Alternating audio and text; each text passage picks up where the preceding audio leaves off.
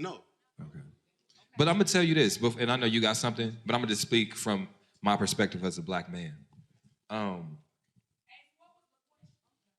Okay, can you ask a question for them and then I can give you my perspective? Do you stay while your partner's healing? Okay. I'm about to come pass you the mic. Where you at? I know where you at. So look, before we get to your question, I want to say this. Growing up as a black man, and this is not comparative, so I don't want it to be a man versus, this is me talking about my experience, and I can imagine it's probably similar. We were sexualized at a very young age. Yeah.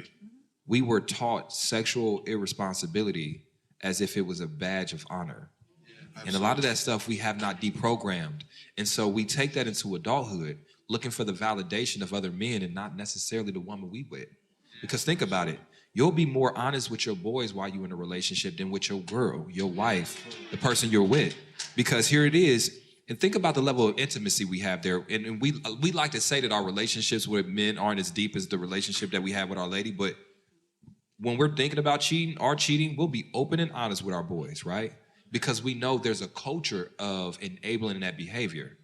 And so the first thing I would start with is assessing those people around you, because I'm not trying to call nothing out, and you're grown, you probably made your own decisions. But I think about the times that maybe I've stepped out of my life, the times that I was up to things that I shouldn't have been up to, there was always a man in my corner up in that shit. You know what I'm saying? There was a man that I knew that would validate my behavior and not challenge me to be better. And one of the things I would say to the men in the audience, like, if you care about your boys, man, you gotta step up and say something.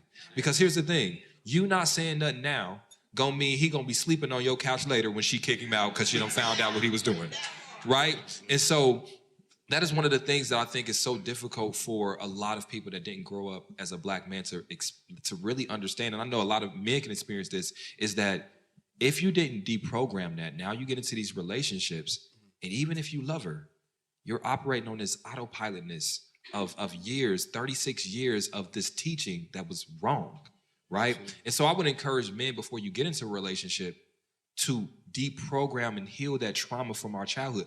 One more thing before, I know I'm getting long-winded, but I'm about to stop here.